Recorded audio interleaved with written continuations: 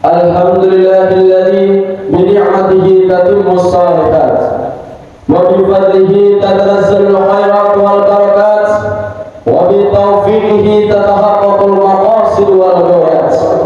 Fadala bani Adam bil ilmi wal amal, hadana subul salam wa afhamana bi syariatin nabiyil karim wa ala alihi wa sahbihi ajma'in.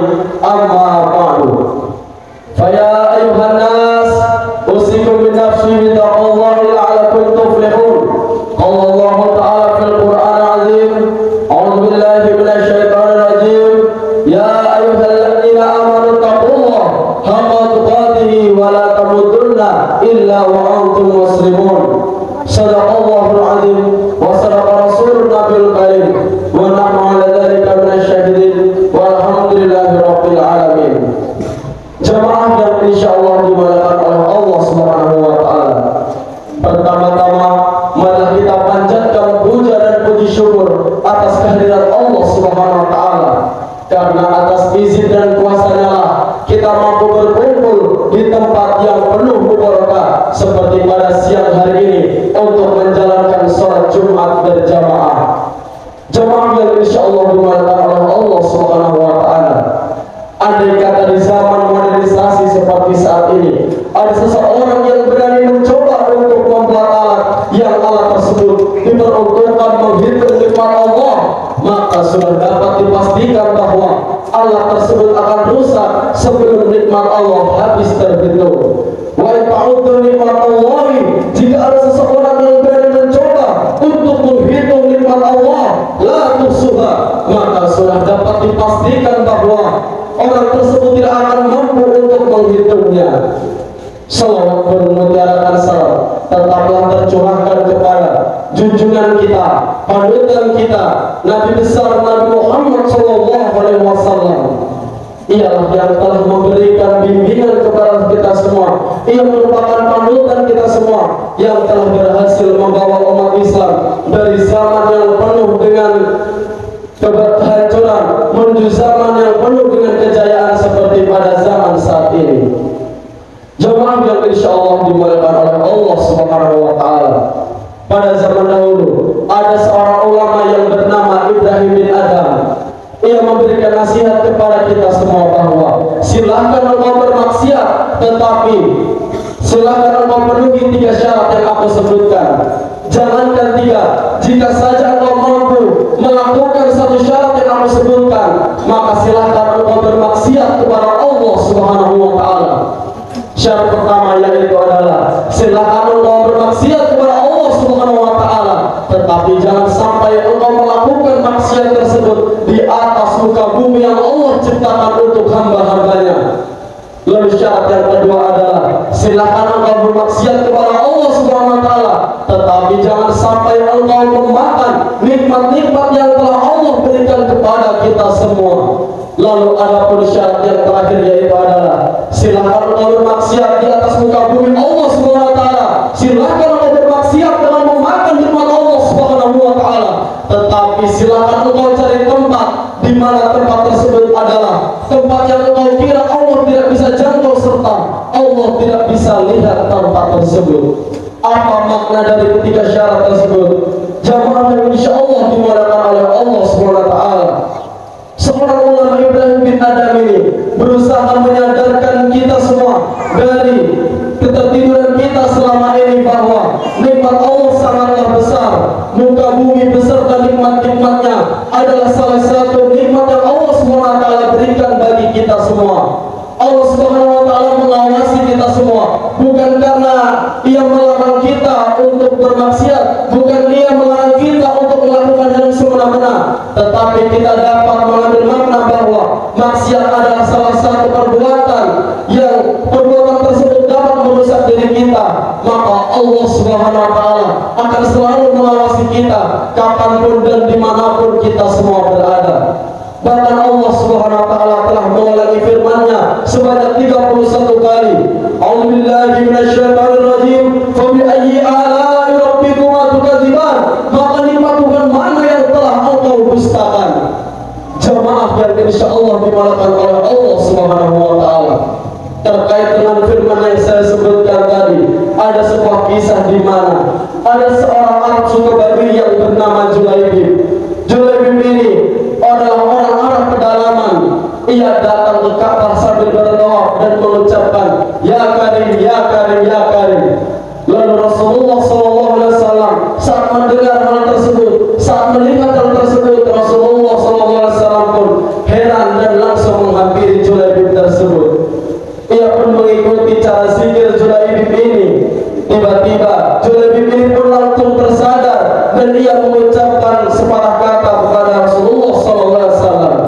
Ia mengucapkan bahwa, "Wahai orang tampan, apakah engkau bermaksud untuk menghinaku?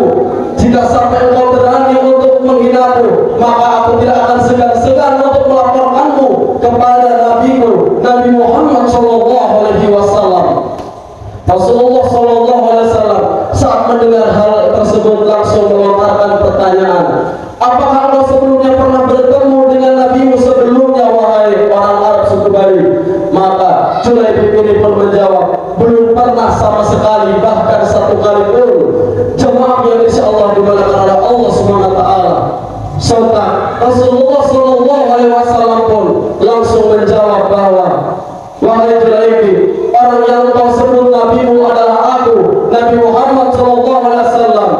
Julaibib pun langsung bingung, ia keheranan, tetapi ia langsung memeluk Rasulullah SAW. Dalam hatinya ia sangat senang, ia dapat bertemu Rasulullah SAW yang ia idam-idamkan selama ini untuk bertemunya.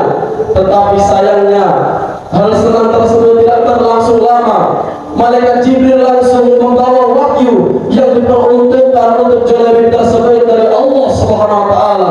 Apa isi wahyu tersebut, wahai jamaah yang insyaallah dimuliakan oleh Allah Subhanahu wa taala? Isi wahyu tersebut adalah, "Kelak jika tiba saat waktunya, maka aku akan berhisab seluruh umat-umatku, akan kuperhitungkan seberapa dosanya dan akan kusuruh pertanggungjawabkan perbuatannya selama di dunia ini." Jemaah yang insyaallah dimuliakan oleh Allah Subhanahu wa taala. Seketika Julaibib ini langsung berkata kepada Rasulullah SAW serta kepada Allah Subhanahu wa taala. Ia pun berkata, "Ya Allah, apa yang kau akan perhitungkan dari hamba-Mu yang sangat sepele ini, ya Allah? Jika saja Engkau memperhitungkan seberapa banyak dosa-dosaku, maka akan kuperhitungkan pula seberapa besar ampunan yang Engkau telah berikan kepadaku, ya Allah. Ya Allah, jika saja Engkau memperhitungkan seberapa banyak nikmat yang telah Engkau berikan kepadaku, tetapi sayangnya masih saja aku sia-siakan nikmat tersebut, maka akan kuperhitungkan pula seberapa besar dan seberapa banyak nikmat yang telah Engkau berikan kepadaku serta kepada hamba-hamba lainnya." Maka dari situ ia pun langsung menangis, ia langsung memohon ampunan kepada Allah Subhanahu wa taala. Rasulullah pun langsung terharu mendengar perkataan Julaibib tersebut. Apa makna dari kisah ini, wahai jamaah yang insyaallah dimuliakan oleh Allah Subhanahu wa taala? Kisah ini sudah dapat menginspirasi bagi kita semua bahwa nikmat yang Allah berikan kepada kita semua, ampunan yang telah Allah berikan kita semua, kita tidak akan dapat mampu untuk menghitungnya. Lalu bagaimana cara kita untuk berterima kasih kepada Allah Subhanahu wa taala? Caranya, satu-satunya cara adalah bersyukur atas nikmat-nikmat Allah Subhanahu wa taala. Terkait dengan bersyukur ini, Allah Subhanahu wa taala telah menegaskan bahwa di dalam firman-Nya yang berkata, "A'udzubillahi minasyaitonir rajim, la in syakartum la azidannakum." Jika engkau bersyukur atas nikmatku, maka niscaya akan kutambah nikmat itu. Tetapi sayangnya, wahai jamaah, wala in kafartum, jika engkau tidak bersyukur atas nikmatku, engkau kufur atas nikmatku, maka inna azabi lasyadid, azabku sangatlah pedih. Jamaah yang insyaallah dimuliakan oleh Allah Subhanahu wa taala. Sebelum khatib menutup khutbah ini, adapun khatib berpesan kepada kita semua, termasuk khatib sendiri, bahwa Allah Subhanahu wa taala yang selama ini kita sempat menuduh atau bahkan menimpakan prasangka buruk kepadanya karena telah memberikan nasib buruk kepada kita semua, adalah Allah yang sama, yang telah menjaga detak jantung kita, yang telah menjaga peredaran darah kita, serta Allah yang sama yang telah memberikan nikmat-nikmat berlimpah yang kita tidak akan bisa hitung satu persatu. Bisa jadi Allah Subhanahu wa taala menurunkan hal yang engkau tidak sukai, tetapi itu adalah hal yang sangat baik untukmu. Bisa jadi juga Allah Subhanahu wa taala mengangkat hal yang engkau sukai, yang sebenarnya engkau sangat dambakan sangat lama, tetapi sayangnya hal tersebut adalah hal yang sangat buruk bagimu serta bagi kita semua. Barakallahu li wa lakum fil Qur'anil azim. Wa nafa'ani wa iyyakum bima fihi minal ayati wa dzikril hakim. Wa taqabbalallahu minni wa minkum tilawatahu innahu huwas samiul alim.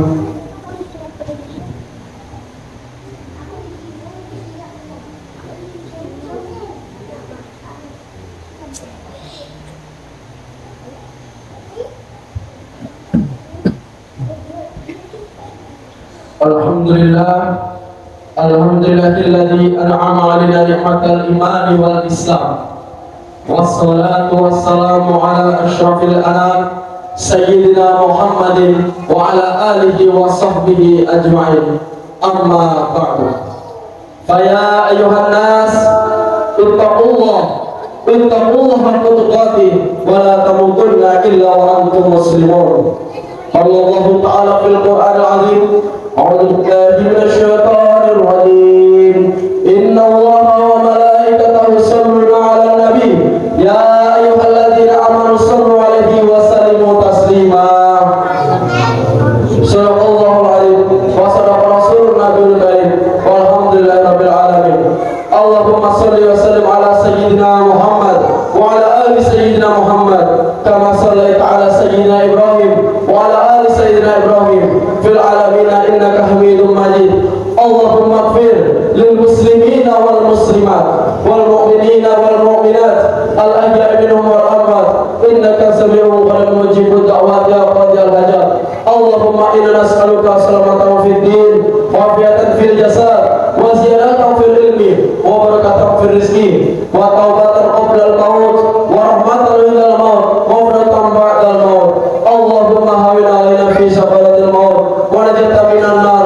وعافى عند اللسان ربنا تقبل منا إنك أنت السميع العليم وتب علينا إنك أنت التواب الرحيم رب اغفر لي ولوالدي وارحمهما كما ربياني صغيرا ربنا آتنا في الدنيا حسنة وفي الآخرة حسنة وقنا عذاب النار عباد الله إن الله يأمركم بالعدل والإحسان وإيتاء ذي القربى وينهى عن الفحشاء والمنكر يعظكم لعلكم تذكرون ولذكر الله أكبر أقيموا الصلاة.